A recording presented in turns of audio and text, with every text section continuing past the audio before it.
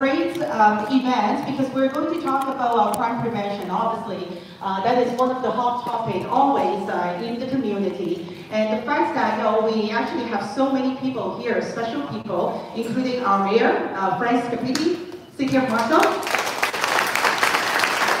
our deputy mayor, Hu Chen, and our chief, police chief,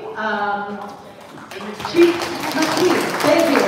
And then also our deputy chief, Rouse, right? Rouse. Thank you very much. And clearly, I'm not going to be the one doing this crime prevention presentation. And today we also have a very special person who always been looking after us in the Markham area, and we know where his office is, which is McAllen and Howard Center, District 5, Superintendent Larry Wilson. Thank you. So at this time, I'm going to just pass my mic to Superintendent Wilson.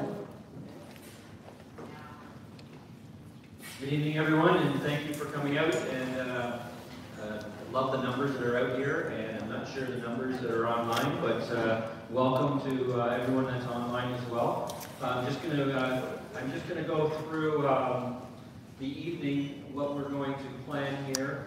And I think, Mayor, I'm not sure if you wanted to say a couple of words, but before the Mayor comes up and the Chief says a couple of words before we get started, I just want to talk about what we're going to do tonight. We're going to start off with, after the Mayor and the Chief said a few words, we're going to start off with a presentation in regards to our community safety data portal, which is something that I think if you haven't heard about it before, or it's your first time tonight, you're going to be, I think, thoroughly impressed. And it's actually an area online that you have access to and information that you have in regards to your neighborhood. So stand by for that. It's a very impressive presentation here by Scott Hurst, who will do that, and that'll be about 30 minutes.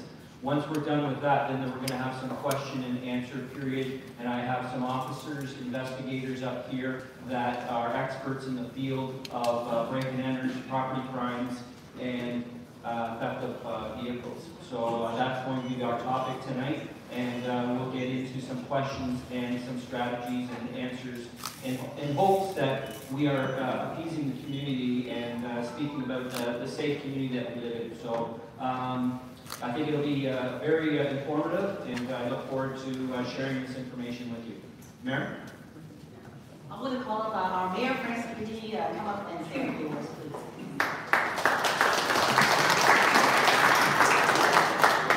Well, thank you very much, and good evening, everyone. I'll be quick because we want to hear the presentation as well. As much as I've heard some of these presentations in the past, it's always great to get update information. I want to welcome all of you, and I think this is an amazing turnout this evening. It indicates concern in our community, also indicates your interest in keeping our community safe.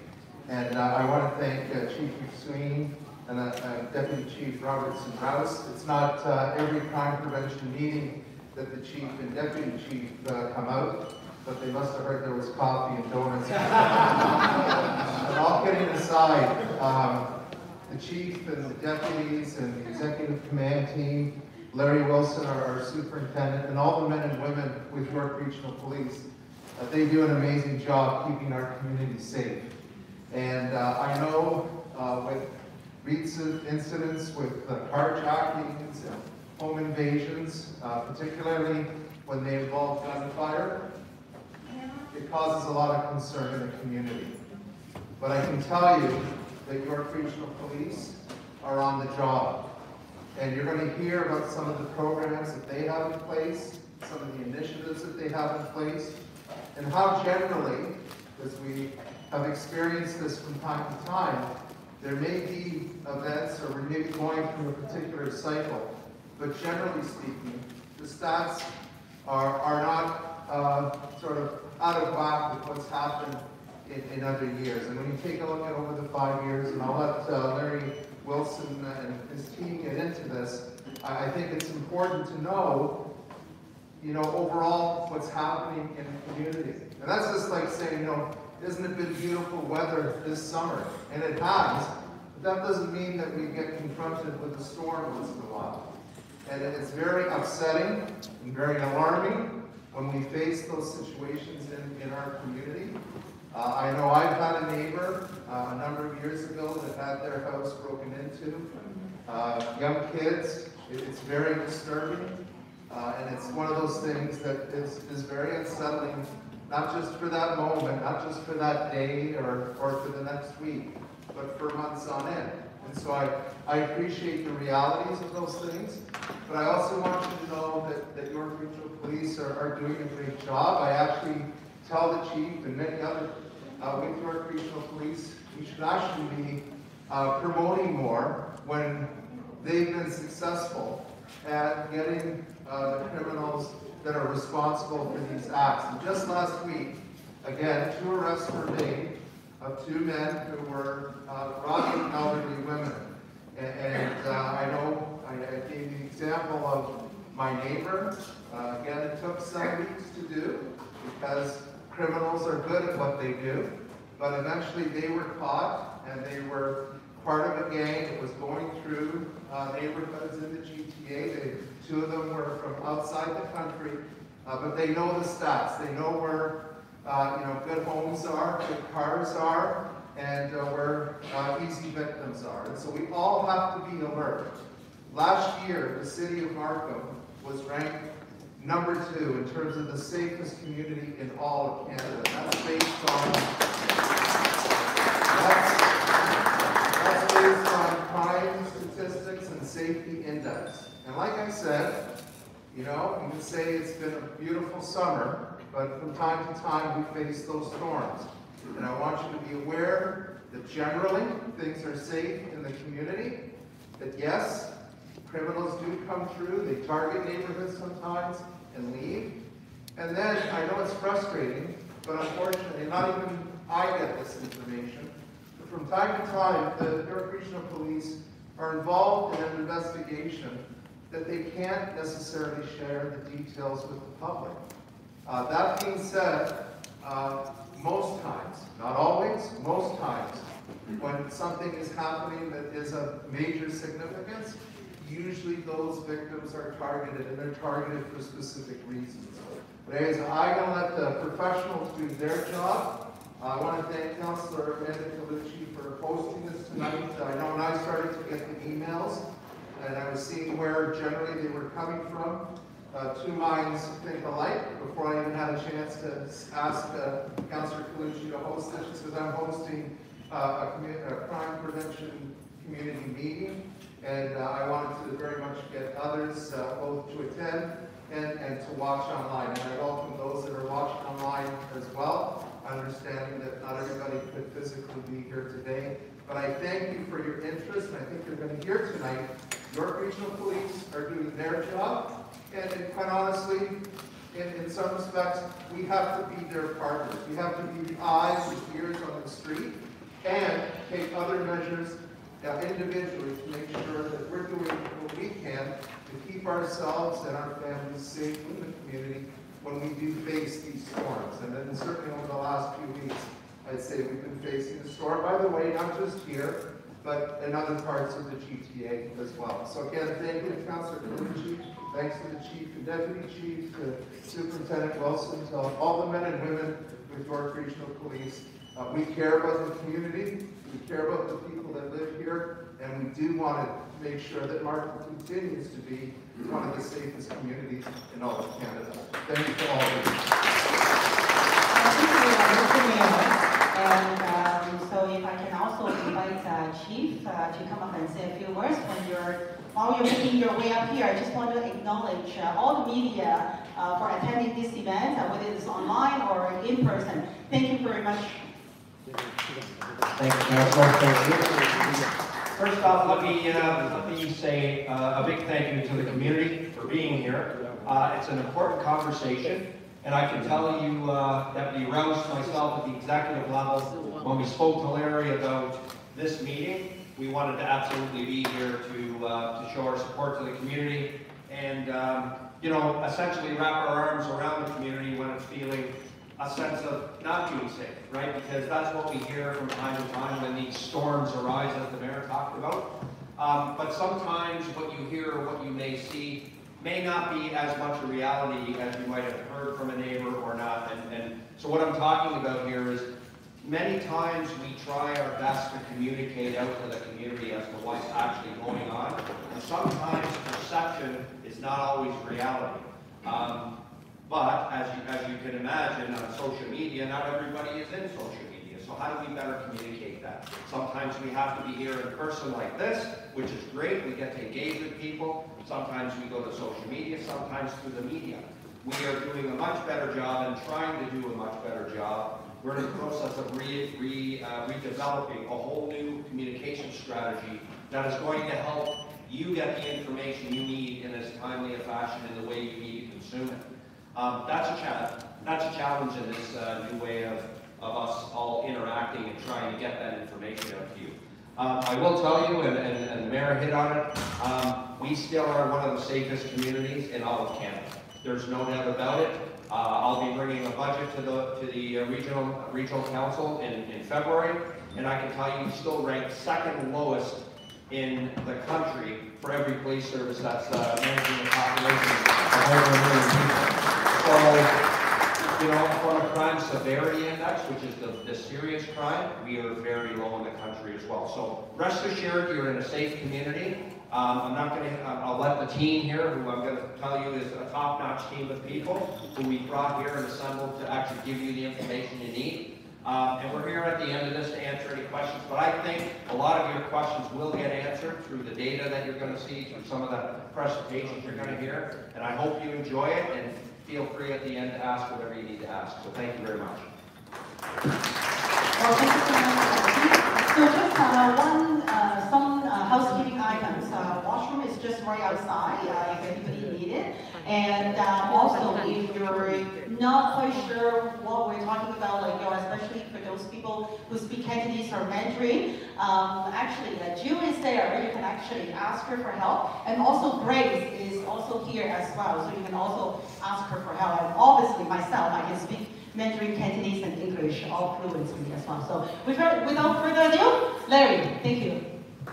Thank you, I appreciate it. And just a couple of things. I want to introduce some of the officers here. First of all, I also want to, and I forgot that, he's in the crowd here, is my partner, Inspector Chuck Bynum. He's the new inspector at 5 District and my partner, and I rely on him a lot. So please reach out to us at the 5 District station anytime. We always have an open door policy, and we'll answer as many questions as we possibly can, and are always open to having conversations similar to this, a little bit maybe less formal, but this is an excellent opportunity to share our information.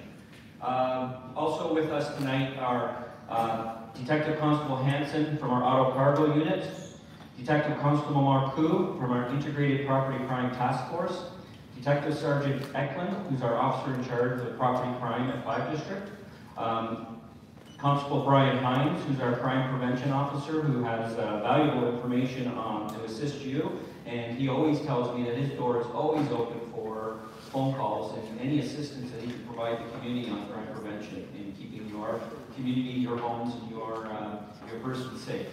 Also with us tonight is Scott Hurst, who's going to do a presentation on our community data portal, which I believe you're going to get a lot out of, and excellent presentation. So I'm going to pass it over to Scott. Well, I'm going to take the mic just to the back.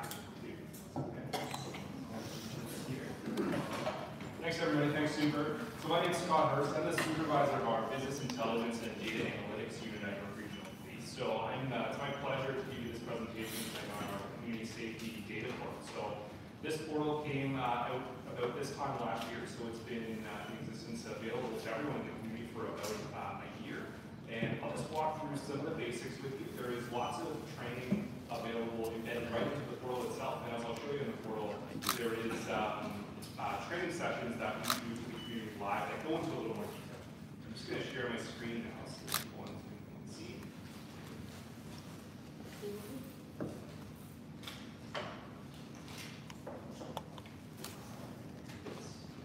Okay, Okay, so first things first, how to get there. So from yrp.ca, there's a few different places you can find our community safety data portal. Number one, right at the top here, there's a link to it. And also, if you scroll down, there's a community safety data portal link just a little bit below, or simply just type in Google York Regional Police crime map, and it will bring you to this portal, which I'll here. So this is a central spot where we're making data available to everyone in our community. As you can see here, the main banner on that is community safety is a shared responsibility. And just again, to highlight what the chief and the mayor said here is, thank you for helping making York Region one of the safest communities in Canada. Some of the main purpose or the goals of this portal is to make it easier for members of the public to engage with York Regional Police in terms of submitting crime tips, digital evidence, providing education on crime prevention, easy to access to our security camera registry, which I'll speak to in a minute. Improving transparency by giving the community more access to crime statistics, trends, data, and locations where all these crimes are happening. Supporting the work of our neighborhood watch groups and programs, and offering this all in a mobile-friendly format so anybody can access this on their phones or through their desktops. Our goal, our philosophy when we were building this was to make this as easy and as accessible to use for members of the community, and to be as transparent as we possibly can with the data that we have available to us, and make it available to the public in as close to real time as we can. So anything you see on these maps are available in this portal. It's updated once a day. The portal updates at about 3 in the morning with all the data that we have from yesterday. So anything that's in our records management system at about 3 in the morning from the day previous is going to load on this portal. And then anything new gets added on every night about 3 in the morning we run this. You reminded me as you were talking to the intro counselor about different languages. So one feature we do have on here is translate Right-ish. So you can change the language that this portal is available to you on just by clicking this button on the left side, and this will change the language of everything on this portal, except for some of the features on the crime map that as much as possible we do translate. As you go and navigate this portal, some of the things I'll highlight today, again, I won't be able to go through every single detail, but I will go into the main crime map, highlight some dashboards, help and FAQ. If you're finding yourself confused or want some more information about the portal, using this help and FAQ tab, we have some videos that were recorded by some of our officers, as well as FAQ sheets or training sheets that can teach you how to use the portal itself. We'd love to hear your feedback. There's a feedback section. That link, any feedback you put in there comes right to our team, where we can either pass it off to the appropriate resource at YRP, or if it's feedback with the portal itself, we'll take that into account and try to make the additions or enhancements that we see possible for us to do. The resources tab here provides some more information about crime prevention initiatives at York Regional Police, such as our security camera registry. So if you have security cameras at your business or your home, you can register them with us, which makes that available to our officers when they're going around canvassing the area if there is a break-and-enter or a vehicle theft. Some more information about neighborhood watch programs, Crime Stoppers, crime prevention tips, crisis resources, and victim support. So it's just some other links to more information on what has here. There's also a little application where you can find your local crime prevention officer or your nearest police district. So there's a map that's going to pop up here. If I click on 5 district, which is Markham, it'll list our crime prevention officer, Constable Hines, who's sitting right over here, and his email address so you can get in contact with him anytime. Go back to the main page here. So you'll see here we offer more detailed training sessions. So there's actually one coming this Thursday. So myself and one other member of our team do these as often as we possibly can. We do at least one a month. And we'll try to schedule them at various different times of the day, but we'll go through this portal in a lot more detail and really teach you how to use it. So there's one coming up this week and one scheduled in January. A new feature we have is you can subscribe to a weekly crime summary email. So by clicking on this tab, it will send you to a screen where you can sign up for a weekly email. I'll just show you the sample of it.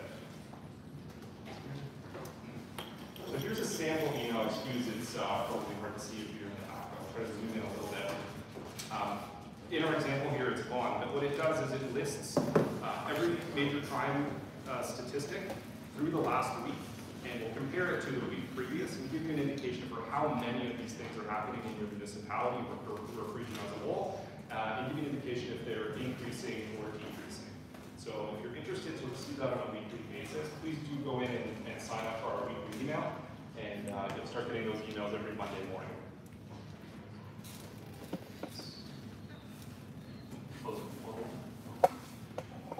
Next, I'm going to show you the crime app, and this is really the bread and butter of this application. I'm going to click on the desktop version, so this is going to show you crime data from 2020 to date. So again, this is as of 3 o'clock in the morning this morning. So when you first load the portal, it's going to give you a view of what's happened in all of your region over the last 7 days. It's full screen. Over the last 7 days, we've grouped our crimes into a couple different categories. Primary being the main crime types that are most critical to community safety. So Mayor Scarpini talked about the crime severity index. So these are the types of crimes that are higher on that crime severity index. There's also a secondary button, which includes some more property crime related things like mischiefs or frauds that could still be of interest to people in the community and want to see. Or you can simply see everything when you load it here. Now we say everything, this is everything that we can share with the public. And what we do with this data every night is it goes through a sanitization process. So all the data, any personal identifying information is taken out of it, and all the locations are sanitized to the nearest intersection. So you're not going to see the exact residence or business or location where these incidents happen. It's in the general area to protect the privacy of anybody involved in any of these incidents. So first thing, as we're in Markham, you can do is up top here, this municipality filter. So this is going to show the 9 municipalities in your region. I'm going to click Markham. It's going to zoom you right in on Markham. And over the last 7 days, give me a nice little chart of the 39 crimes in the primary category that I've selected here that have occurred in Markham. So it's showing us there have been 8 assaults, 3 break-and-enters, and I'll skip the rest, but 13 theft of motor vehicles. There's a few simple ways you can filter this total. I'm just going to expand it here. There's another option here to expand your date ranges. So I'll click. We provide that you can either select a custom date that goes all the way back to January 1st, 2020, or you can select 7, 30, 60 day, 180 days, or excuse me, 1 full year worth of data. So I just picked 30 days here to give you a nice little example of what it looks like. And if there's particular crime types, as you can see, you can zoom right in on a particular neighborhood and get a sense for the crime that is occurring or has occurred in that neighborhood over the last month.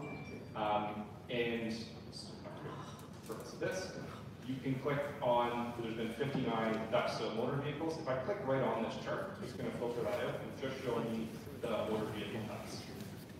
Another way you can do essentially the same thing is right in this filter here. If I scroll down and hit theft of motor vehicle, that's going to filter everything else out except for those motor vehicle thefts. So when I click on one, zoom right into here, you can see, again, it's not right at the address where it happened, but you can certainly see the neighborhood that it happened in. It'll tell you as much information as we can provide about this vehicle theft. So the occurrence number, the date and time that it occurred, what type of, it's more specific crime. So this is a theft over 5,000, most of them are. The status of that case, so this one's still open or being investigated. If it's been solved, it will say it's solved here. The location is the nearest intersection where it occurred. District, that's our District 5 municipality markup. And it's going to provide some more information on every one of these map tips, which are custom to each one of those crime types. So you can either go in and submit a Crime Stoppers tip directly through this map tip, or you can see some more crime prevention information. So this is going to bring you to a new page, which is on YRP.ca for crime prevention. And if there is a specific custom page for it, I'll show you when I select break-and-enters. They'll have videos or further crime prevention tips available to that crime type. We also have embedded videos right into these map tips. So for theft of motor vehicles, we have quite a few. So if I go in and click one of these videos, we have here Constable Bristow, who is the Crime Prevention Constable works in the 4 District. He walks through all crime prevention tips associated to theft of motor vehicles, things you can do to protect your vehicle from vehicle thefts, and then bring into the map tip. And we actually have quite a few. We have 3 for vehicle thefts.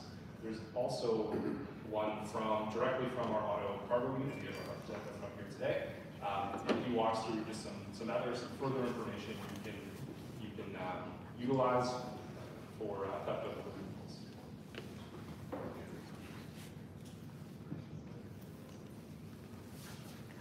Another feature this portal has, and I'll just click right upon break-in enters. Where are you? Break-in enters. And I'll zoom out. This will show you all the break-in enters that have occurred in Markham. There have been 36 in the last 30 days. Again, just another example of the crime prevention information we're putting right into here is the break-in enter specific crime prevention page, which has some details of things you can do, and another video for residential break-in enter safety tips. So these officers walk through some different things you can do to protect your home from break-in enters.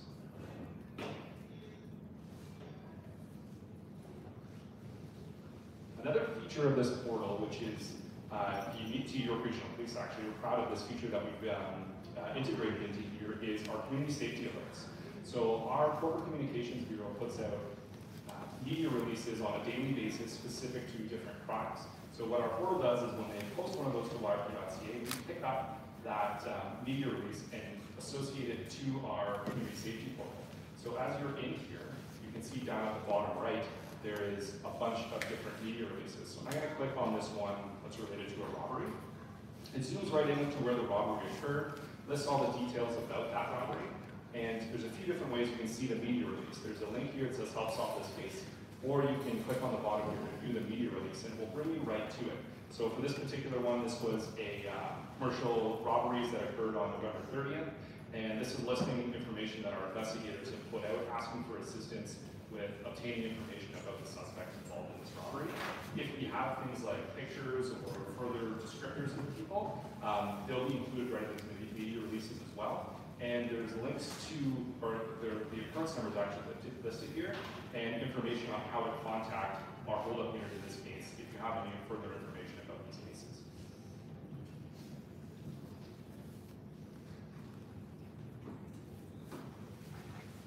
There are a few other features on this portal. If you wanted to see only the occurrences that had media releases associated to them, you can click on that on the left-hand side here. I'll try to make this panel as simple as we possibly can to use. And I'm going to keep this presentation focused mostly on vehicle thefts and break-in enters, but if you are interested in seeing things about other types of crime, like hate crimes, shootings, or violent crimes, there is filters you can view those as well. So that's the crime map, a really quick demonstration of it, but there is much more that you can do with this data. Down across the bottom here, we've got more tabs for time period, occurrences, you can see them by municipality, by crime type, or occurrence per violation. Close to the one, okay, sorry, you can hear me in the back. So I'm going to click this button here to show crime type. So this is showing the last 30 days worth of crime in Markham by hour of day and day of week. So you can continue to use these filters on the left-hand side here. So I will pick theft of motor vehicles. Here's a quick way you can see what time of day vehicle thefts tend to happen and what day of the week they're most commonly occurring. You can do this with any crime type you wanted to see. So I will pick enters here. Same thing, it'll give you a sense for what time of day they're most commonly happening. Right now, it's over the last month, it's been 5 and 6 p.m. And what day of the week they happen most frequently. The next tab over is occurrences by municipality. I'm focused just in on Markham now, so this is just a quick visualization to show you the different types of crimes in Markham. But if you wanted to see all of your region, this is a way to show you by municipality which one is having the most crimes in each category if you wanted to use the filters as well. So I'm going to filter out theft of motor vehicles. So this will give you a sense by municipality. So Markham's had 60 theft of motor vehicles in the last month. Here's what the other municipalities are like in that time frame. Similar view, if I go to the last tab here, I'm going to skip to it. This is occurrences per population. And again, so the chief and Mayor were talking about at the beginning, and in accounts per 100,000 population, the rates of these crimes are fairly low given our other comparators across Canada. So this is going to tell us in Markham, there's been 17 theft of motor vehicles per 100,000 population over the last month. So it gives you a quick indicator for how common this is in your municipality. That's a quick overview of the crime map itself. I'm going to show you one other feature of this portal before I hand it back to the superintendent for questions. If you scroll down a little further on the portal, there is a dashboard section. In this crime dashboard, we'll give you an indication for how crime is trending in your municipality and how things are changing over time. Once it loads. It's a quick scorecard or visualization of how each crime type is trending. So these are the major crime types, or those primary ones that I showed you in the crime map. So over the last 7 days, it compares this 7-day period, so the last 7 complete days, to the same 7 days in the year before. So the same 7 days the year before, we had 30 break-and-enters. This year we had 60. So that's a reduction in break-and-enters. More vehicles have been stolen. It'll give you an idea for how crimes are changing in your neighborhood. There is a tab for a 30-day view of this, a 180-day view of this, and a 365-day view of this. And of course, at the top, you can switch to your municipality. So I've just switched here to Markham over the last year to give you a quick indication of how crime has changed in the last year. In Markham, what's up, what's down. And the great part about this is it's updated daily. So every day you can get a sense of how things are changing. It's as live data as we can provide to you. The next 2 tabs over are 5-year trend tabs. I'm going to skip to the 5-year tab 2, which contains the 2 crime types we're focusing on more so this evening. And this is going to indicate or give you a sense for what crime in these categories has been like over the last 5 years. So since 2017, how these crime trends have changed. I have Markham selected at the top here, so this is just specific to Markham at the moment. And it will show you, so break-and-enters, for example, in 2017, there was 726 of them at this point in the year, at the end of 2017, and in 2021, there's been 319. So we're getting ready, this will be updated very early in January with 2022 statistics to show you how things have changed over time in these crime categories. Also some toggles here, you can be a little bit more specific and more granular to see specifically how things change month by month in each category if you want to get that particular. So you can see in break-and-enters in specific, there was a really big drop-off when COVID first happened, and now things are starting to come back up a little bit, but are still significantly lower what they have been pre-COVID. And you can see how things have changed in the theft of vehicles throughout the last 5 years.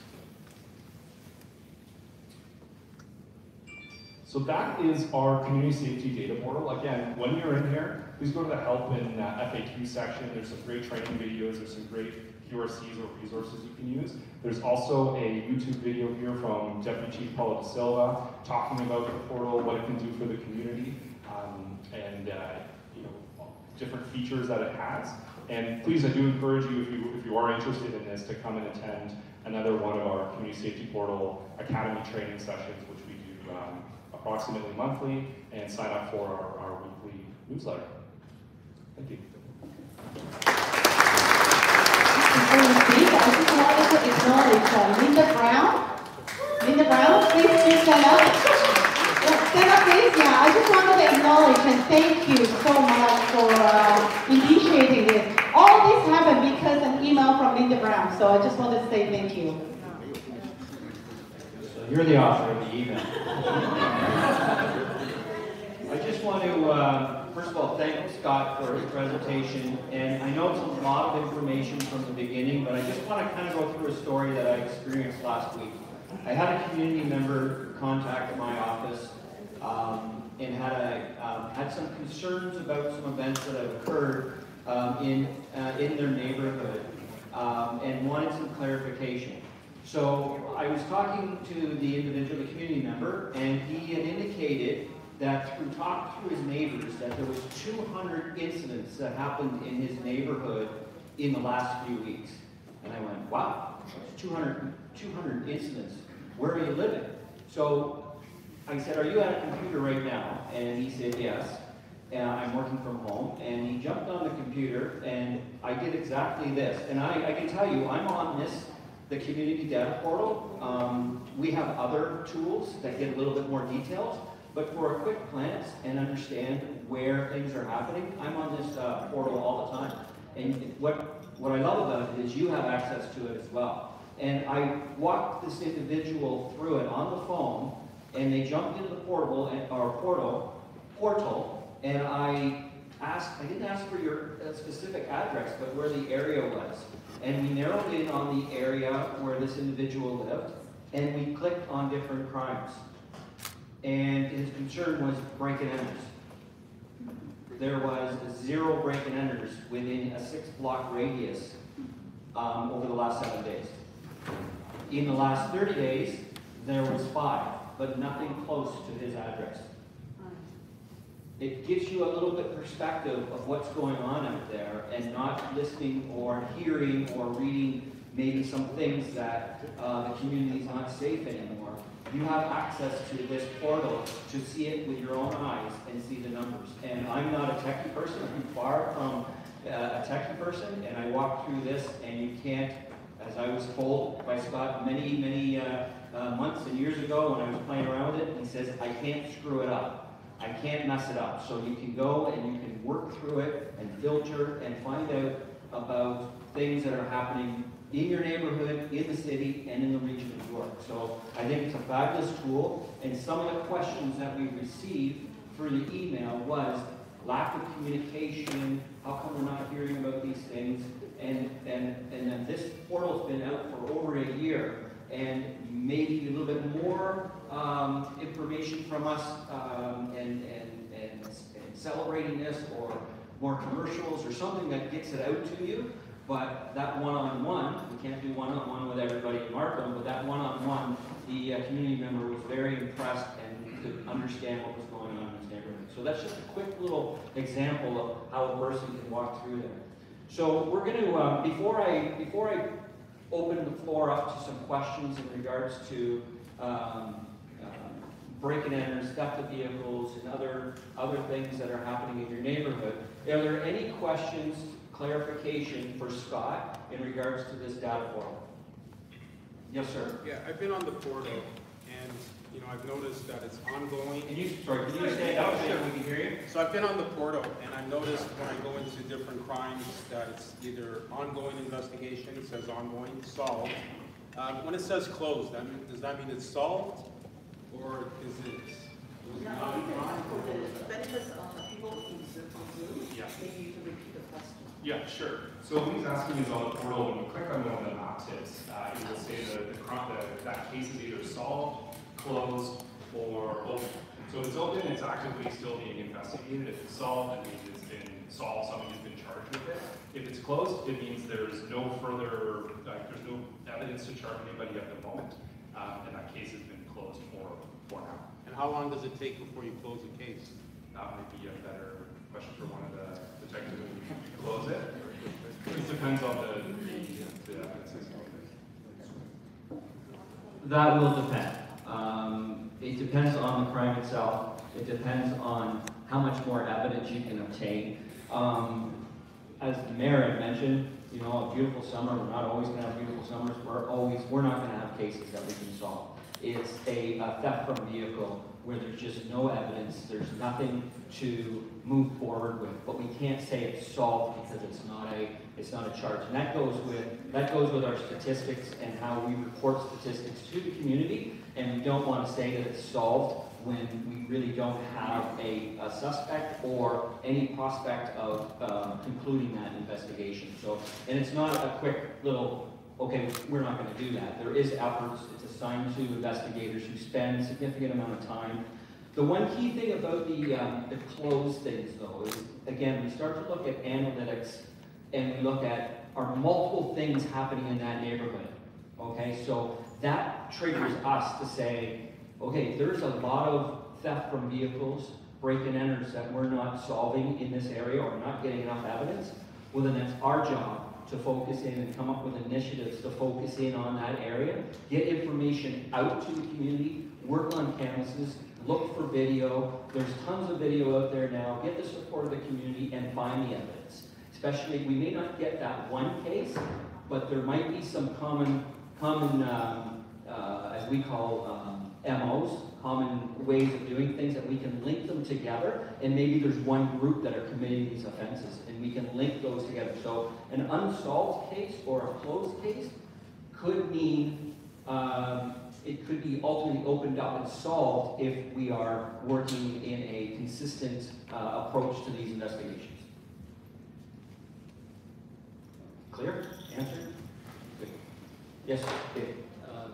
Stand up. Sorry. Yes, Can and you? maybe you can use the mic so that, because we have people on Zoom, that you can stand here and. I'm Dave McBeth, and I'm a frequent flyer when it comes to the data portal. Probably more so than probably a lot of people. The one thing you have to be clear on, and I didn't look around to see how many people were in panic mode when they saw the numbers of break-and-enters that occurred over the year, and the number that went, and the number of break-and-enters that occurred over the year, and basically what I'm getting at is there are three categories of break-and-enter. There's residential, which involves you guys, us. There's commercial, which is all the businesses. But there's one third one, which is schools, which is a very small category, but the schools are classed separately. And I think it's important to understand. I'll give you an example. This morning I looked at the data portal. I looked at the break-and-enters in 5 district in our neighborhood. There were, I believe it was 2 break-and-enters, but the point is, none of them were residential. They were commercial.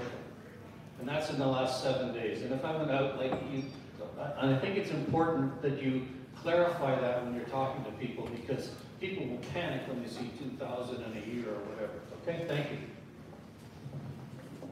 Thanks, Dave. Anything further on the community portal? Yes, sir. On the translation. Sorry, it's for the people in Zoom, so yeah, please do. In the portal, there was a segment where you said, for those who don't understand English, there's a translation. Could you tell us how many languages does it translate, basically? Is it all of those languages or main few? Which was translated?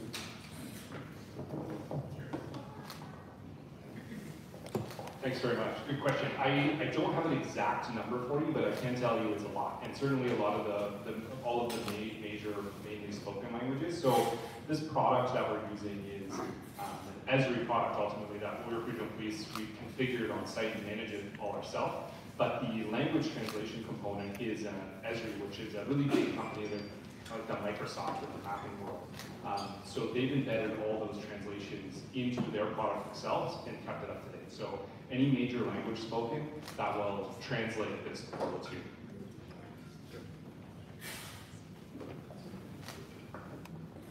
Thank you. Now, for asking the questions, I know some people have, I guess we should have had a mic that we could pass around to everybody out there. If you're not willing to come up and speak in the mic, we may cause a little bit of traffic up here, but you can stand up and I can repeat the question. So for the people that are online, and or if you're comfortable, then you're more than welcome to come up and ask a question on the mic. But we have investigators here who work those types of crimes, break-in-enters, thefts of vehicles. We have a crime prevention officer here, and we're here for the next little bit. So I really want to open up the floor to the community where this originally started from, about some concerns that are occurring in the community. And I really wanted to start with the portal to show what's out there and what's happening in your community. But we're open to speaking with you and speaking in how we go about doing business. Obviously, we're going to be a little bit limited on how much we can give in regards to our way we do our business, but we can talk about initiatives and things and how we go about focusing in on certain areas within the city of Markham.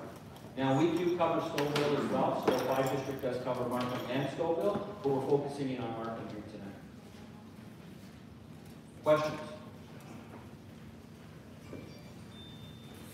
Yes, sir. So what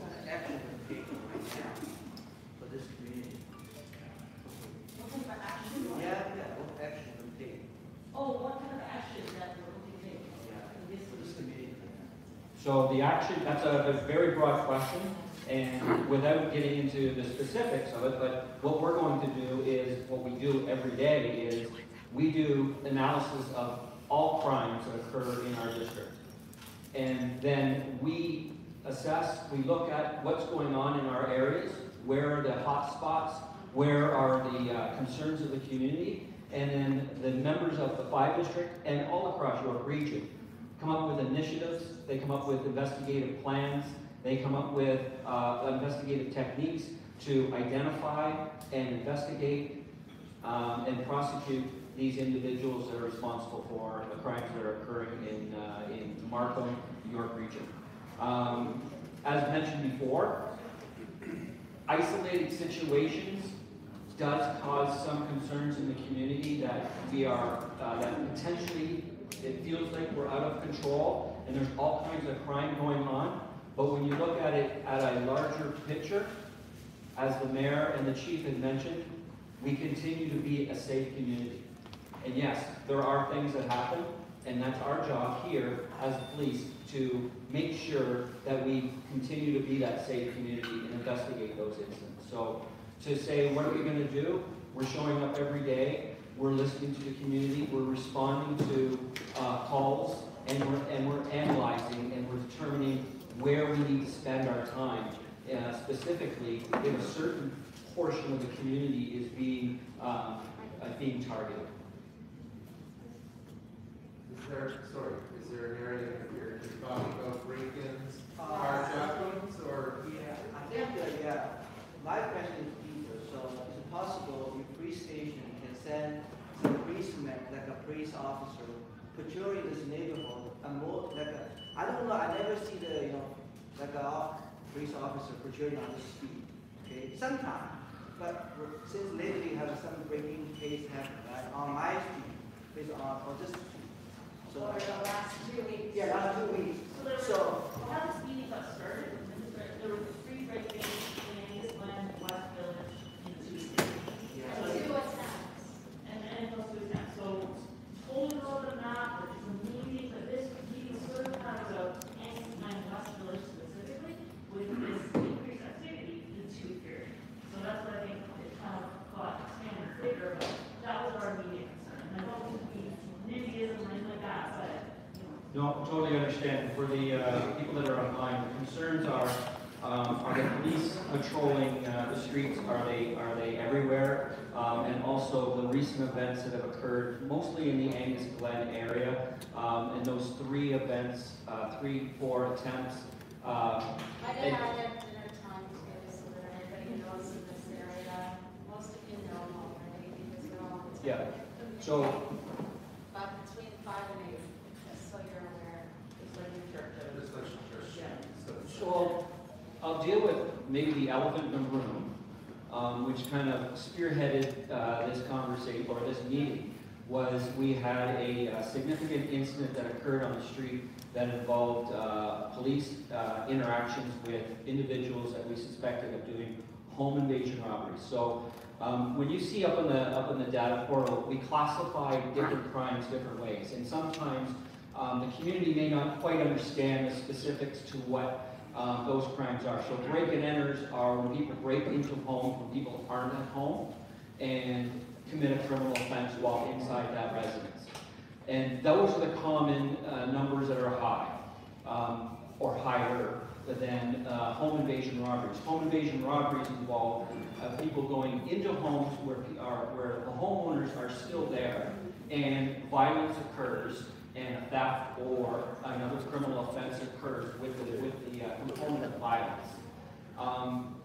This was occurring in Markham. I can tell you we were quickly onto suspects. The investigation revealed the suspects quickly. Time needed to be spent on these individuals, and I can tell you the officers spent many, many hours working these individuals. Up to a point where an altercation occurred where the officers had to intervene and make sure that another home invasion doesn't occur. Now this is where I'm going to get into an area where I'm limited on, as the mayor says, sometimes we can't talk about certain things because the altercation ultimately ended up in a shooting incident that involved our police officers. So for those who don't know, that becomes an independent investigation, and Special Investigations Unit looks after that component of it. We still deal with the individuals who have committed the crime, and that investigation is continuing, and evidence is being gathered to prosecute those individuals for all those home invasions that occurred in that short period of time. And one of a good piece of evidence is that we have the right people, is those home invasions have ultimately ceased since that day. So without getting into specifics of actions of the officers, I have to be careful on how much I can talk about the incident, but I can tell you that those individuals that had the interaction and anybody that's associated are still being investigated, and evidence is still being gathered, and charges will be laid against those individuals in relation to the home invasions. Superintendent, can you just address, because we're hearing these sort of the time of charges going up. So as a lay person, I think the worst time a break and enter would happen at 5 o'clock. Most people are home, they're having dinner. So why is it happening at that time? What do you know about the activity? Why are break-ins happening? And what can homeowners do, kind of throwing down this information? Because there would be attempts, I guess, to break in. So that's not at 11 o'clock at night. It's not at 7 in the morning or 6 in the morning. It's like right in time when most people are home and they be home with their families. So do you have any advice and maybe an explanation as to why does it happen at that time? Well, I'm just going to step back a little bit. In regards to these incidents that spearheaded this meeting, they were happening in the middle of the night. Oh, okay. So these incidents were happening in the middle of the night in the home invasion. And I can tell you in most home invasions, and I got to be careful because I don't want to generalize, but from my experience as an investigator and a police officer, and I'll rely on the investigators here as well, in home invasion robberies, the victim, it's not random. The victim is targeted.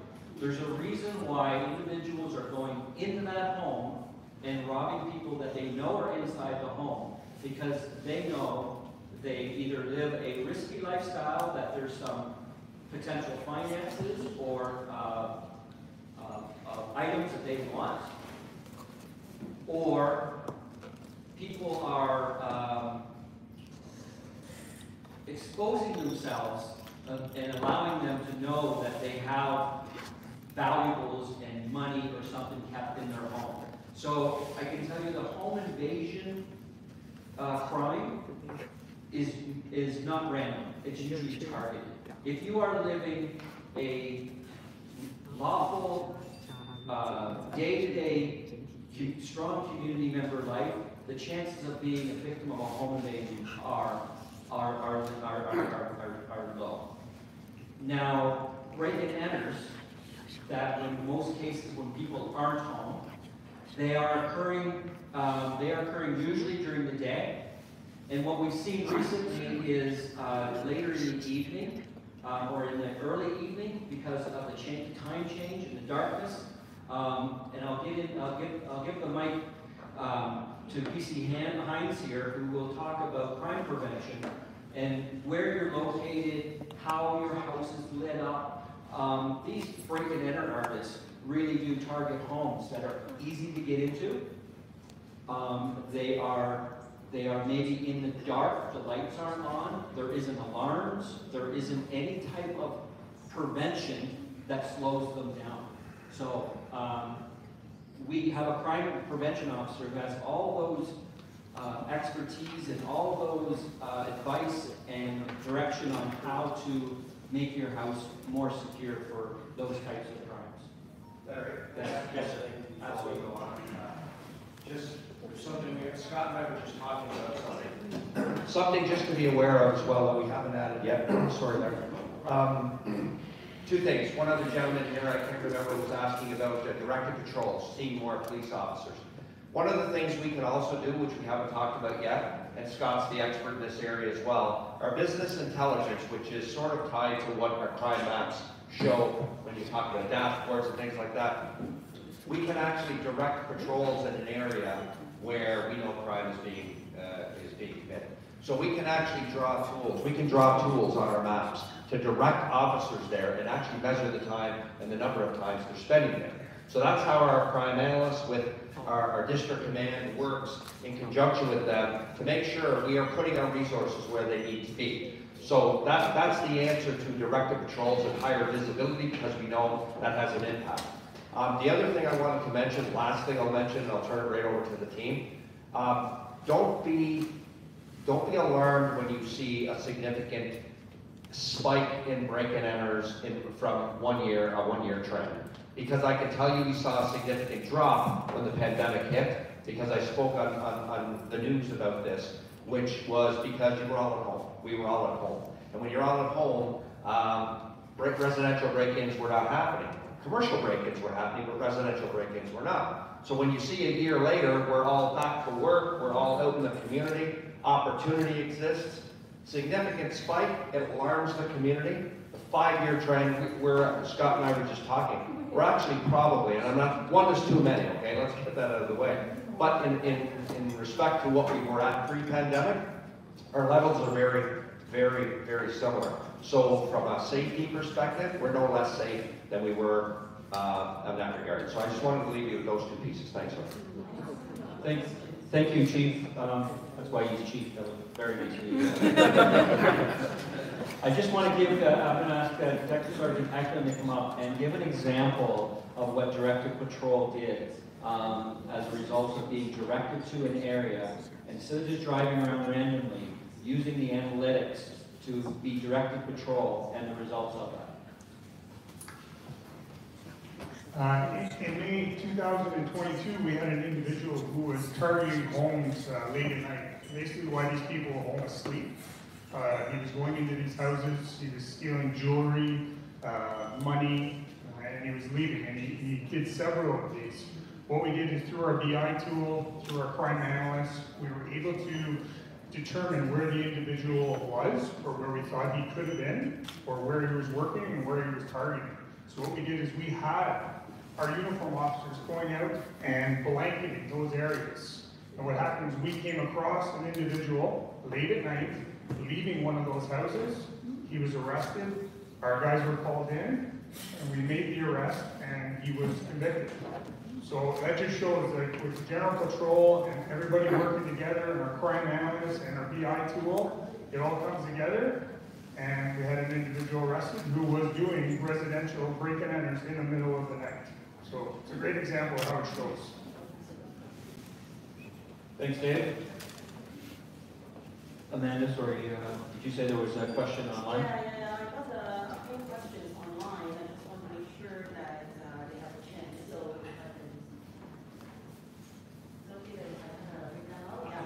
So I actually got some questions online. The first one is, can you share the incidents of shooting between police and break-in persons which caused 1 death, 1 injury, and 2 arrests? And then the second question, do you want to answer that one first before I read the second one? Sorry. Or is this...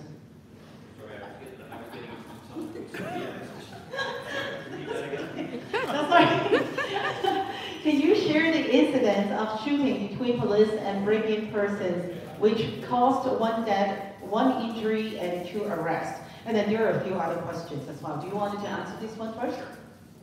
I think I touched on that, and like I said, we're limited on how much information we can provide, but there was an altercation that occurred between suspects in home invasion robberies and our police, our investigators, that resulted in this altercation. And it's really as far as I can go in regards to details, because again, it's an independent investigation, and we are mandated that the police cannot talk about that incident itself. What I can talk about, though, is the investigation that started was involving a home invasion, and those suspects are in custody and will be facing charges as the investigation progresses, and will be facing robbery charges and home invasion charges. Thank you. The next one is, I think most of people would want to know how to prevent break and enter. What can we do and what can the police do? What can we do if our home is being broken in when we're home? So we just happen to have a crime prevention officer here, Constable Hines, who's an expert in that field. Thank you, Super. So as the superintendent was saying, those are two different types of for crimes. One is a break and enter, and one is a home invasion. So the first one, to prevent basically you're trying to increase your natural surveillance so you have clearer sight lines onto your property, right? Because if you have clearer sight lines and people can see what's taking place. We also want to do reinforcement, territorial reinforcement. So obviously the people aren't going to create new entry points to your house, they're going to use the existing ones. So you want to be able to reinforce those with your door frames. We get a lot of entries through the back, so that they can get behind your fence. A lot of people have the higher fences now. Get behind the fence, people aren't really seeing them, and that's when they get to smash and enter through the back doors, right? So we want to try and make it more difficult for them to get into the backyard by lowering the locking system on your fence. A lot of people put the locking system nice and high, and you can just unlock it, and you can get it nice and easy. And you can put it lower, let's put it closer. Put it lower, so that it's a little bit more difficult for you, but you have the access to your house from the front. It'll be a lot more difficult for them, and obviously if you're climbing over the fence, it's a lot more suspicious for someone seeing them doing that than if they're just walking in quickly. So things like that, using at nighttime, using lighting systems, and this goes towards the home invasion aspect of it. The reinforcement is obviously good if you're in the house. You want your doors reinforced and your fencing reinforced, but also motion lights around entry points. You want to know, it draws attention from outside and from inside the home. When the motion light goes off at 10 at night, 11 at night, 2 in the morning, you're going to hopefully notice it, right? So those kind of things, don't just use standard lights, constant lights, things like that are very good. Also, these new camera technology that will send you a message has that perimeter sensors. They'll send you a message and a video of something happening around your house. That's good for both, right? So if you're in the home and all of a sudden your phone goes off showing you someone at your door at 2 in the morning, right? That gives you a little alert. Grab the phone, call the police, hey, there's people inside and break into my home.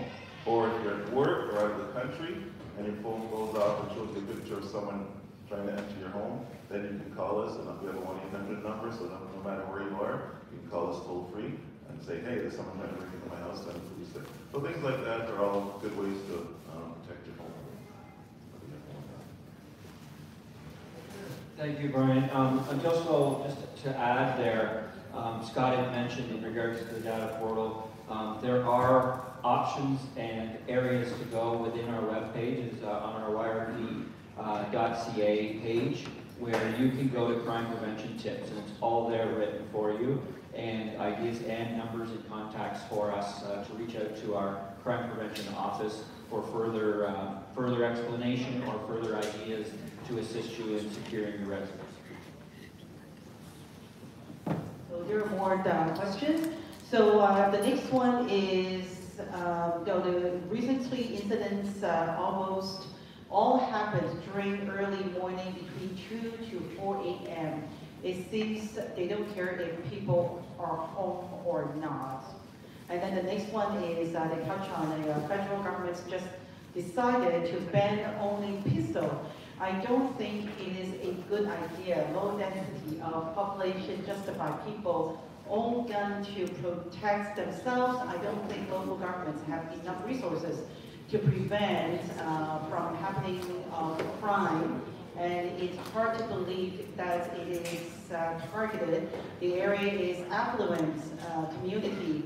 Regular criminal can't afford to live here. Is the target for the money or people? Yeah, so that's a preloaded question, but highly political in regards to firearms. I'm not going to touch on that.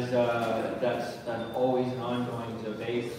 But I can tell you, York Regional Police are out there. We're patrolling 24/7. We are out there. Obviously, we can't be everywhere. As was mentioned earlier, I don't see you on my street.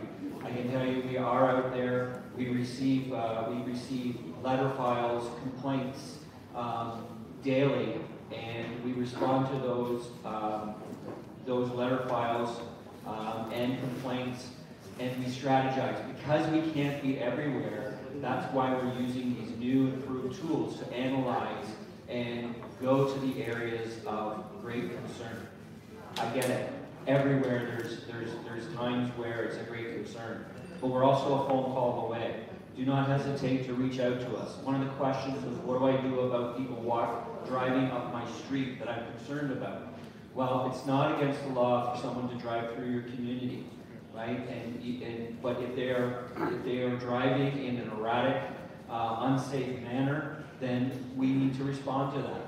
If they are doing suspicious activity that you feel is suspicious, they're sitting there, they're taking photographs of homes, or they're going up and knocking on doors, they don't have ID, they're in the area, there's no hesitation. Please call us and we will respond to those types of calls and interact with those individuals.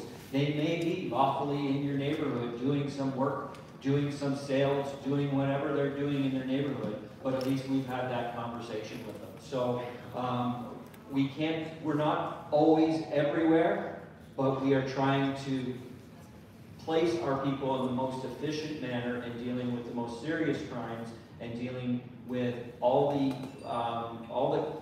areas of high risk and high numbers of incidents. Can you tell us what's entailed in the neighborhood watch program? Question was, what's entailed in the neighborhood watch program? Brian, back to you. Thank you. So the Neighborhood Watch program is a citizen-run program. Basically, it's a program in which the community comes together in an area and decides that they want to be united in terms of looking out for each other. So the main aspect of it is that you get enough involvement. So we usually like to encourage you to reach out to your community members, try and get up to 50% involvement.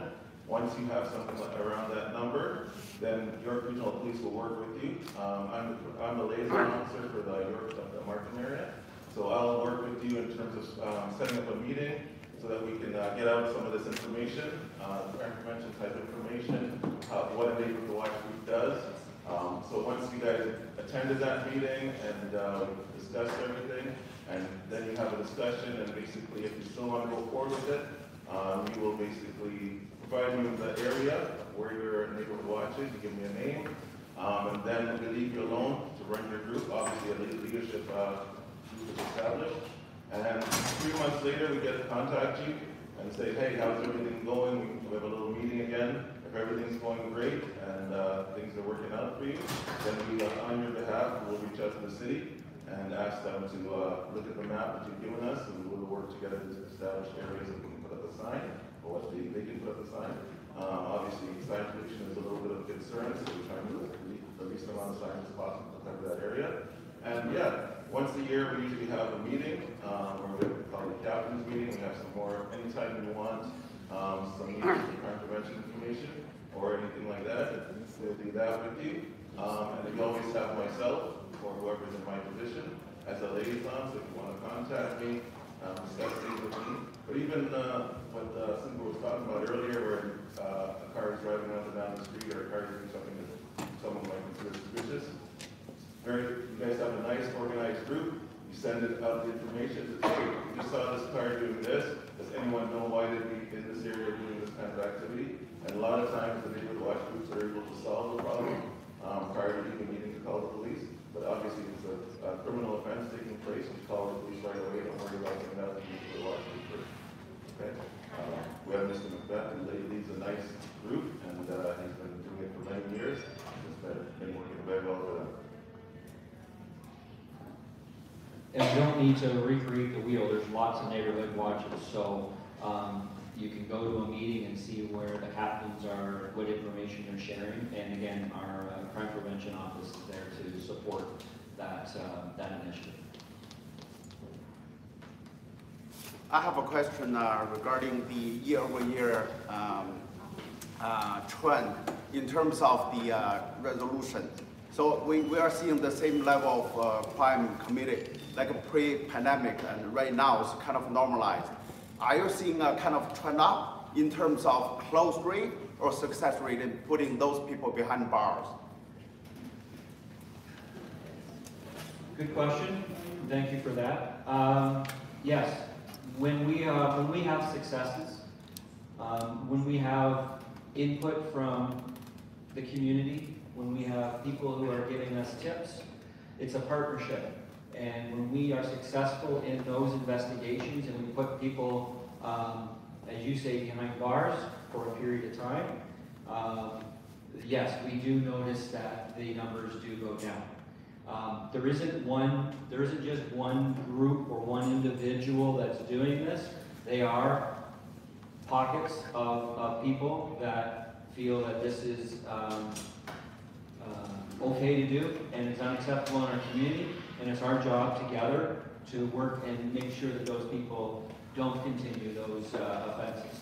As putting them behind the bars, as we all know, and I'm not going to get into it, it's a discussion, but we can bring them before the courts, and the courts deal with them. So, yes, do we have repeat offenders that come back out and start over again? Yes, we do, and I'll be right up front. It's an ongoing battle. We have people that are on conditions and are breaching those conditions, and we have specialized units that deal with those individuals as well, so that they don't continue doing this, and we're monitoring them and their actions within our community. One thing I got to say, in some cases, in a lot of cases, I don't want to put a number to it, but a lot of these individuals aren't from our community. They're coming into our community, so now we're dealing with people that are from outside, which takes a little bit more time and effort to identify and spend some investigative time on these individuals.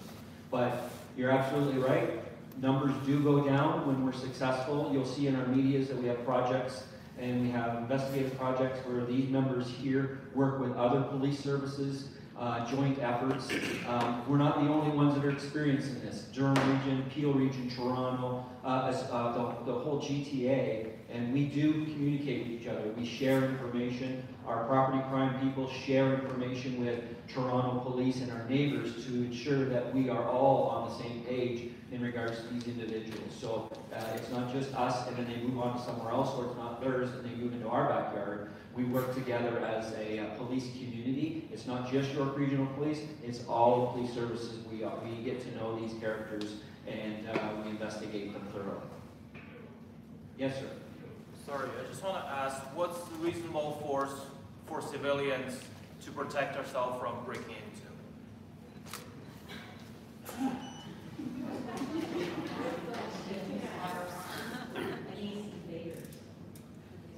You have the right to protect your property.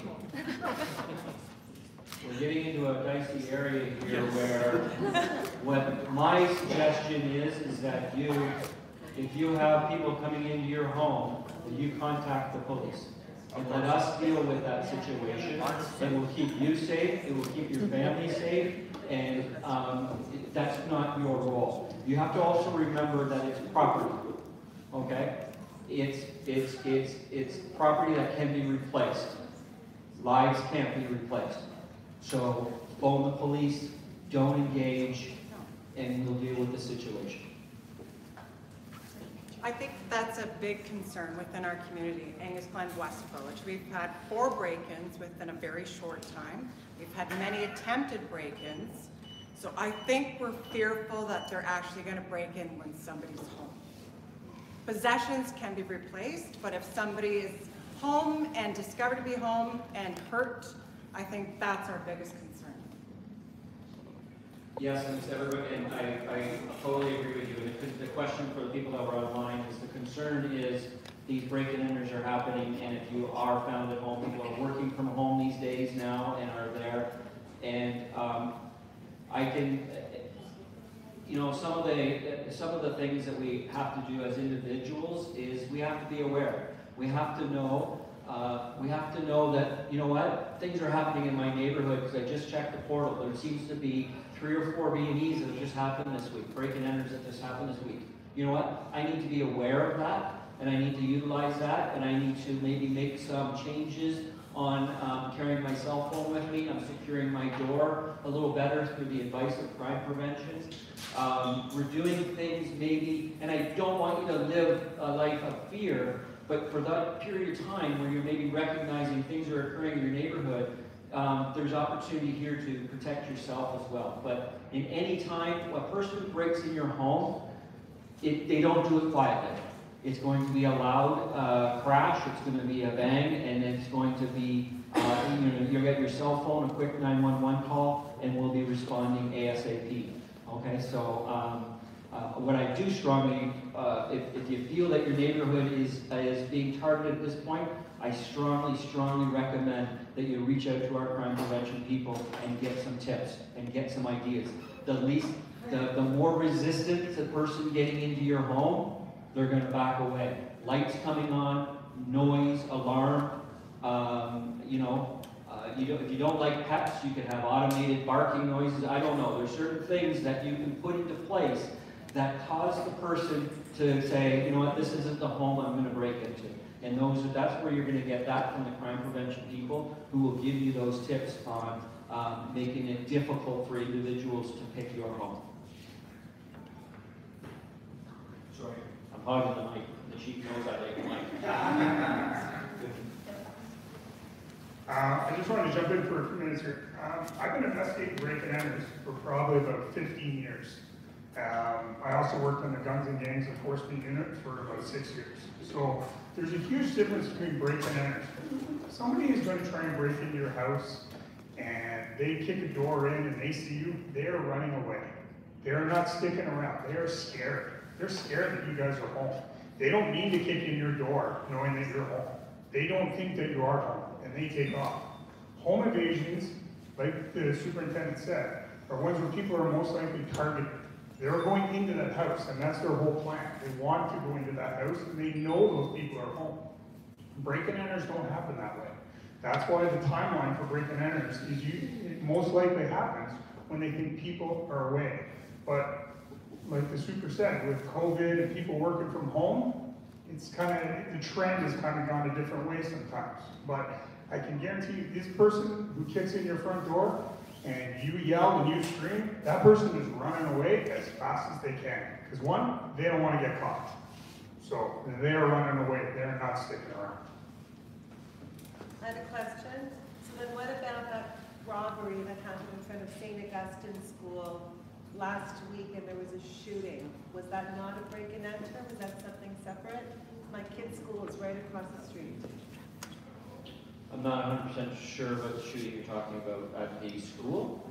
No, right across the school there's a big crescent and there were two big police vans on either corner. Yeah. And we found out that someone was shot. Was that a break and enter or was it something separate? That's what I talked about earlier. So that was a break and enter. They were using it. No, that wasn't a break and enter. That was separate. They were suspects in the home invasion robberies that were occurring through the middle of the night. And so our officers were investigating them, and we're on them, and we identified them, and we were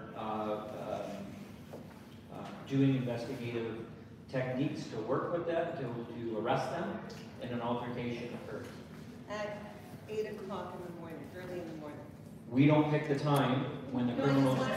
We don't pick the time when the criminals do the offenses. So we were on them, and yes, that's when the altercation took place. It was the first thing in the morning, which shocked us all.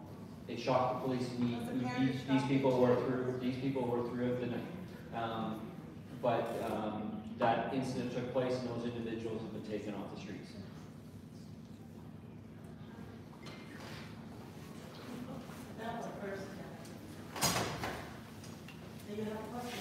Yeah, so how do we identify if it's a robbery or a break-and-enter? So what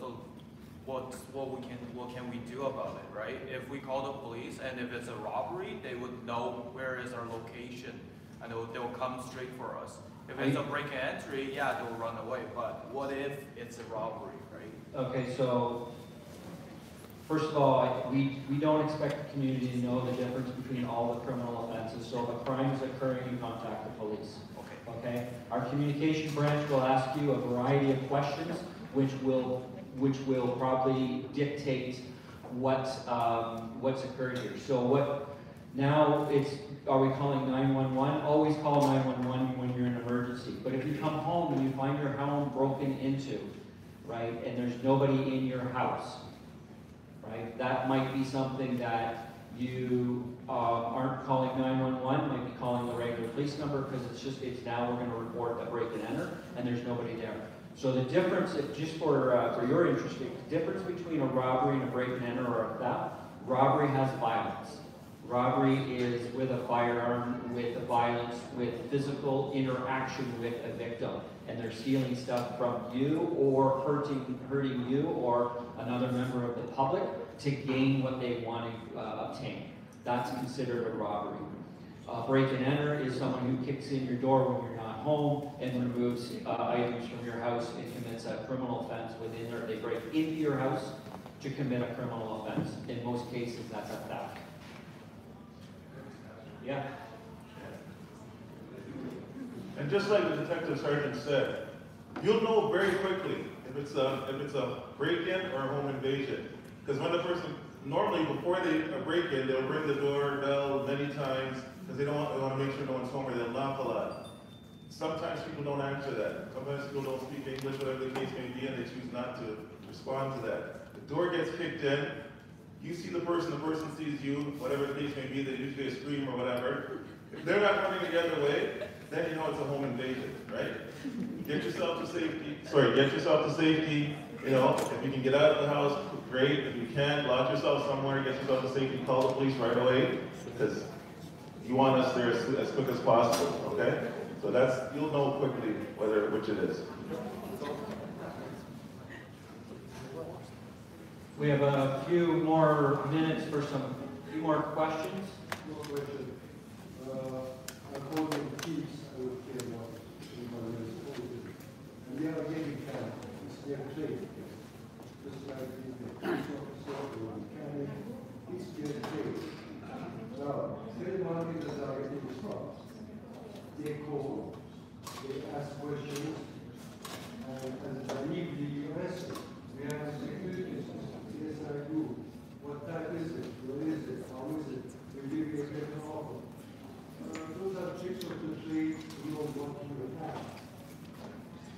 And breaking accordingly, heating companies, any telemarketer, there's anything you can do. Now I think we have to know or understand how to answer them, what to do in those cases, and if there's any videos or anything where it makes it hard for the thief to steal the car, let's say. There was a segment on the marketplace where it says gone in 60 seconds, I think, or 30 seconds. High-end brand new car, $10,000 boom, it's gone. How do you find this? I mean, simple, at least how do you protect your car in the driveway? You can't leave it in the garage with it. You know, these are simple things to make it difficult for them to get in and out. So the question for the people online it's kind of a two-part question, sir. Correct me if I'm wrong, but the first was, how do we know these people are trained? They phone us, they ask for personal details, similar to the fraud programs, fraud scams that are going on. The advice I can give you, and in regards to crime prevention, and also add to that is, never give out any personal information that you don't know who you're speaking to. Call them back, ask them for their phone number, ask them for their supervisor's number, call the company back if you are making a change in your security system, or they're asking questions that you're uncomfortable with. My advice, my father fell for a scammer. He was an ex-police officer, and he fell for it because he didn't ask the questions. He fell for certain things. Do not answer questions on the phone to anybody about your personal property, your house, your cars, your banking industry, your banking information, your SIN number, your cell phones, anything, unless you know who you're speaking with. And if you don't, and you're not sure, tell them you'll call them back, and you'll call their supervisor back. Get their company number back, or research them. Don't give, mine is, do not give that information out All banking industry will tell you they don't call people and tell you to pay bills or pay certain things or give personal information out unless you know exactly who you're speaking with on the phone. As for the auto cargo, as the auto theft, we have an auto investigator here who may give you some ideas in regards to your vehicles. Doesn't matter if it's a high-end vehicle, right down to, I don't want to call it low-end, but I call it a low-end vehicle, but the officer here has expertise to talk about that. Hi everyone, thanks for having me. Glad to see everyone's here helping out, wanting to make their communities better. So I work in the auto cargo theft unit. Some of the tips when it comes to protecting your cars, I mean, you've sort of touched on it, you can't always park your car in the garage. If you can park your car in the garage, that's the first and foremost best thing you can do. The second thing is if you have multiple cars, you stack them in the driveway, you know, whichever car you're trying to protect. So let's just say you have a Lexus RX350, which is a very popular car to be stolen. You park that car as close to the garage as you can, and your second car in behind it nice and tight, so there's no wiggle room to get it out. You want to make it less appealing, you know what I mean? So if they look at your car, it's a lot more work to get this one, maybe I'll go to somebody else's. Other things that we can do is there's mechanical devices you can purchase. Do your research. There's a thing called the club. There's steering wheel locks, there's brake pedal locks, stuff like that, that offer a visual deterrent. Again, sometimes they'll see that, go, oh, that's too much work, I'm going to go to the next one. A lot of cars have GPS capabilities. A lot of our thieves, we find, know where these are, how to defeat them. So another recommendation is going to be some sort of aftermarket standalone GPS. Obviously, I don't want to endorse anything, but you can go on the internet and there's all kinds of different devices that you can do. I would always suggest put a couple of them in your car if you can, especially something that offers real-time tracking. That's the best way. As soon as you realize your car's gone, you can see where it is, and then we can get access to that and we can make efforts to get your car back. Good quality surveillance video. I'm sure Brian has already mentioned that. Good quality, something low light capabilities, different angles. You know, the better quality, the better it will be.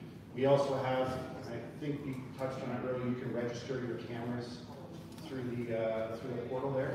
So we'll know that those cameras exist, and you can use your neighbors' cameras, you know, to track and get, you know, suspect videos or videos of suspects and suspect cars and stuff like that. A really big thing, and this is something that I've noticed, and I'm glad to see the community here is coming together and talking about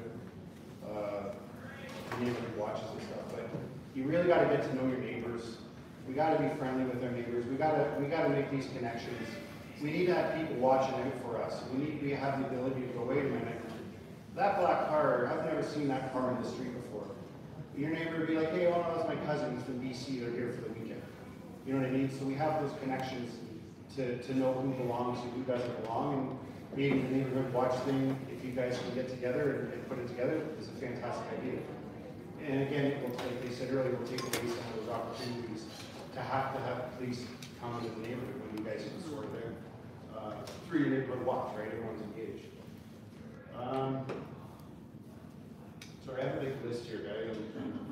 I just want to make sure I cover it off.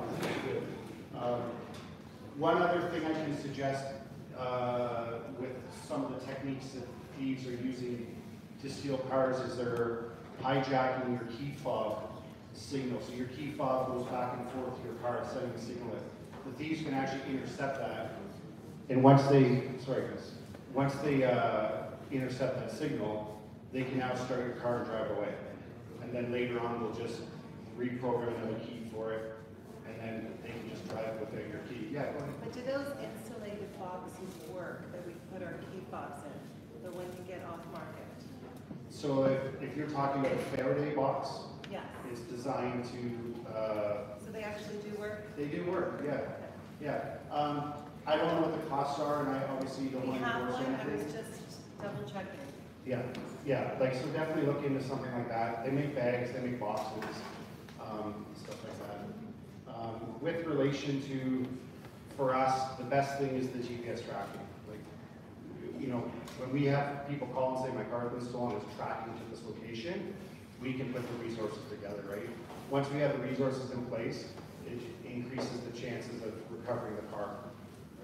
Yeah, go ahead. Like you said about technology and GPS tracking, most of the highways and vehicles, they are all GPS system in it. But along with that, one of my friend's car was stolen from the driveway and had transponder, 407 transponder in it. Time was reported, and after 10 days or so, they received the bill. Right. Like, car was on 407 several times, not once or twice. Right. And that was also reported to the police. So, why aren't we connected with 407 or Well, why that car was not? we have relationships with the 407 that assist us in our investigations. Some of the issue that we have is it's just on and off, where they get on and where they get off. It definitely gives us an avenue to look. They do have excellent cameras, 407 has excellent cameras, and sometimes we can get some suspect video from that, so we always engage the 407 whenever we have that opportunity. At any specific time we close the vehicle car or? Well, if you want, I can go through the general trends. Like what we're seeing right now through the unit is, sort of bringing it back, is most of our suspects that we're arresting in these, they're very organized, very sophisticated networks of these cells that steal the cars, and they either ship them overseas or they take them to shops and then they can ship their cars overseas. So we're seeing a real big influence from Quebec. They come in, they usually start shopping. I use the term shopping is they'll start going through the neighborhoods. Hey, there's a nice Lexus. Oh, there's a nice Dodge Ram. There's a nice Ford F-150, the cars that they like. And then about 2:30, 3 o'clock in the morning, they'll start stealing them. And they have the technology. They can break the door handle to get in. They reprogram the computers to new cars. They can reprogram the cars to generic key fobs, or they can just take the signal like I was talking about earlier, and then they'll drive those cars away. So between the hours of like 1 and 4:30, 5:30 in the morning, they'll be active. And we'll see them driving the 407, the 401 into Quebec. We'll see them drive them to cool-off spots, we call it, and then we can action from there. So any precaution to be taken when we keep our car keys with the phone? Especially distance from the car park? It just depends. They may not steal your car through that hijacking of your key fob signal. It just depends on what thief you get and what their technique is for stealing your car. Like you mentioned, Yeah. So if you have a car, like the high number of the high volume cars, Dodge Ram F-150, Lexus RX 350, CRVs, Toyota Highlanders, that would be something I would suggest is you lock your keys up in a Faraday box, prevent that signal from being hijacked. Just another note, the chief mentioned to me that theft of high-end vehicles was on the rise. It's not just a problem in New York region, it's right across Ontario, if not all of Canada. The OACP, the Ontario Association of Chiefs of Police, where our chief is on the executive, are getting together because of the problem that we're having and are in talks with car manufacturers in strategizing on how can we collectively work with the private partners, work together as a police all the police services, recognizing that this is a problem and coming up with a solution. So the chiefs of police working together and with all their experts in other fields and with car manufacturers, the private industry, all kinds of new technology on how can we combat this this rise in high-end vehicles. So good things are coming and partnerships are working together to strive and deal with this situation. So it's not just the police, it's not just you, it's manufacturers that are working together. Insurance Bureau of Canada, there's lots of other partners that are working to help assist with this phenomenon that's been happening in the recent months. Thank you.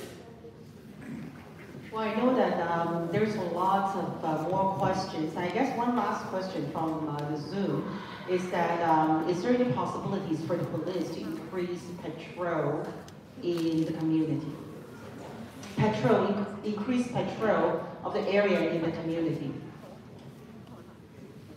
So we're, again, we're again, I'm going to go back to directed patrol and the analytics of where the crimes and the hot spots are happening. But at the end of the day, we have cars, we have lots of cars.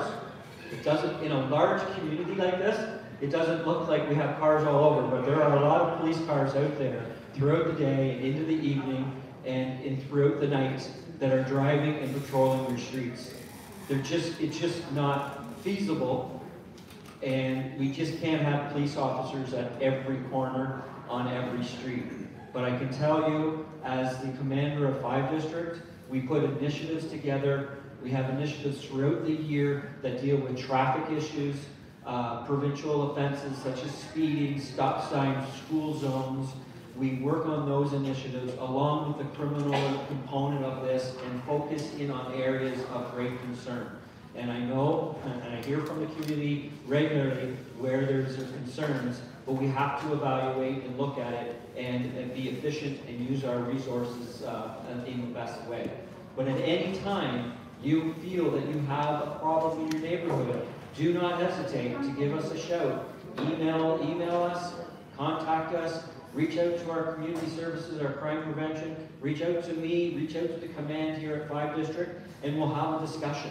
And we'll look at it. We'll go through the portal, we'll look at it, and I will be right up front with you if you have a street that I know that maybe one incident has occurred over a lengthy period of time. Yeah, we may not be putting police resources there for immediate response, but that'll be explained and we can have that conversation. So do not hesitate to reach out to us.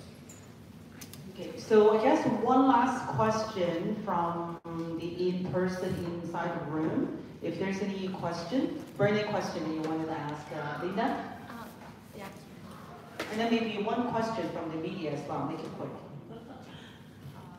Yeah, just a little bit time to share about my several years, my neighbor, sometimes three people with me. So after that, I organized seven neighbors. We watch each other, so it works. So I mean, how my question is, I know Amanda has spent time to organize. We are together. We shouldn't know each other. We get a chance to know each other, to neighbor, to know each other. We can help each other. So because mostly, during the pandemic, people work at home. Still right now, people they have stay home, right? So they can work together. Neighborhood watch, basically. Yes. I mean, so, like, today is very good opportunity. We can form some neighborhood watch right here, basically, yeah. So my question is, how we will have a schedule, later on have a schedule. Yeah, how do we start office? Well, we have lots of papers. We spoke about it a little bit earlier, but how to get started is, I think, Brian here mentioned it. I think the best advice I can give you, instead of trying to explain it here, is give our community service and our crime prevention office a call, and they can direct you in regards to how to do that neighborhood watch program. But it really does have your input. It's your neighborhood. It's your communication with your neighbors. Know who's working from home. Get to know your neighbors. Not asking to be best friends, but know each other, respect each other's properties, and watch out for each other. And your participation in that will help us immensely in all our investigations. So if we're aware that you have neighborhood watch, we're going to be reaching out to you when things happen in your neighborhood and say, hey, we know where the captains live, we know what you're talking about, and there's a good communication back and forth. So I'm glad that it's worked in your neighborhood, and just thank you for bringing that up, to share that with the community here, because maybe some people are hesitant, does it really work or not? And we just have someone here who says that it's helped them out greatly. So thank you for that. So maybe one last question from the media. Emily, you have a question? Yeah. Yeah, so after experiencing like home invasions or robberies, it could be traumatizing for some people. Do you have any kind of support programs for people to recover after being victims of crimes? Absolutely, we have lots of programs. We have actual victims of crime programs that are run by the community, the city.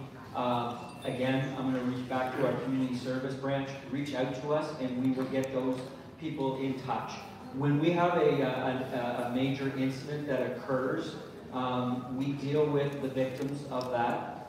Sometimes we may not reach out to the neighbors who experienced it, and that could be just as traumatizing to the neighbors, but we're unaware. But please, if that's the case, reach out to us, and we'll get you connected to the appropriate people that can provide that service. Thank you. So I think it's about 10 to 9 right now, so we have to start wrapping up. So I just wanted to say again, thank you very much for everybody who come out in person and also show up online. And in total, I think we have about 200 people actually, both online and also in person as well.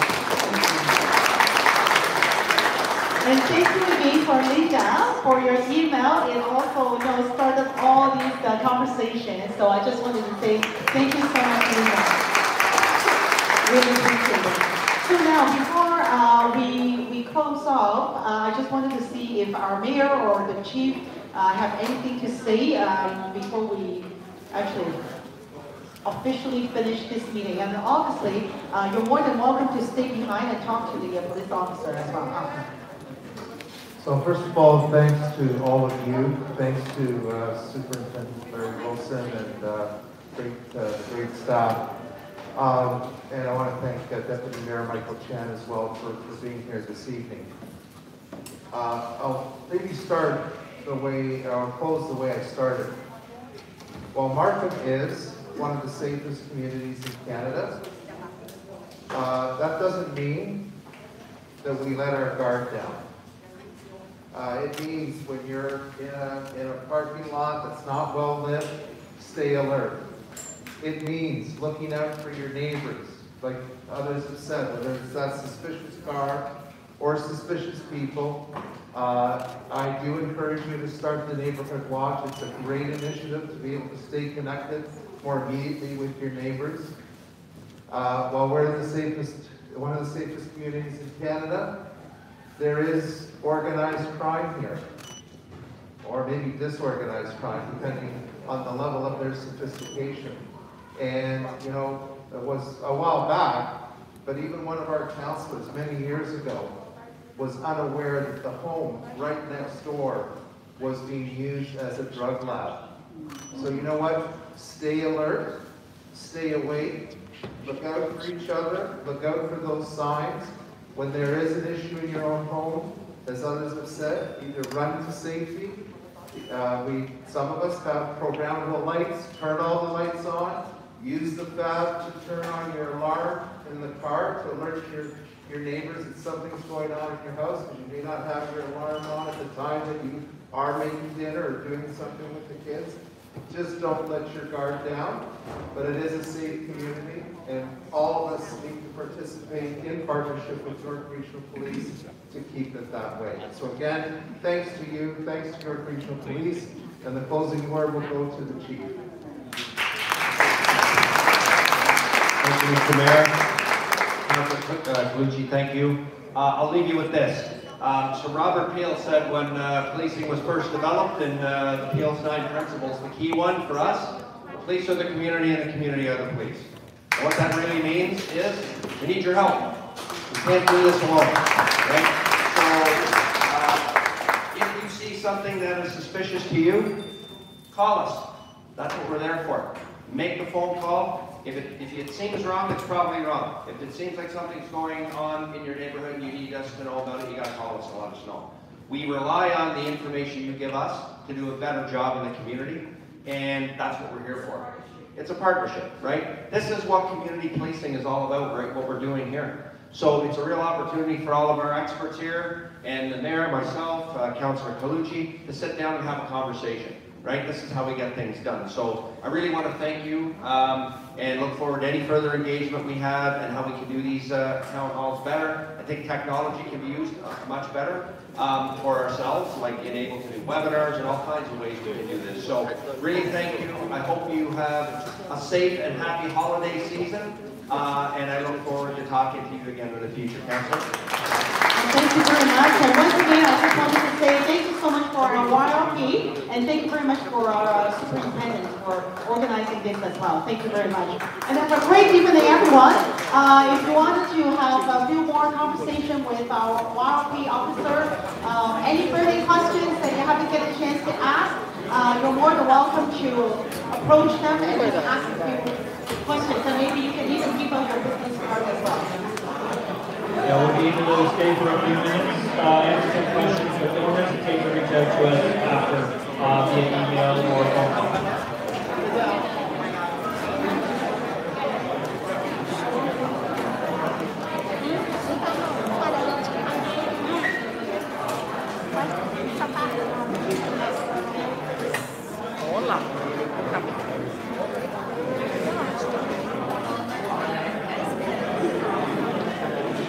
唔好理你揾咗第二個先啦，你揾咗第二個先啦。嗱，你呢個禮拜五你嚟啊嘛，我哋都係4，你翻嚟連埋我5個，你都係又係。你採訪嗎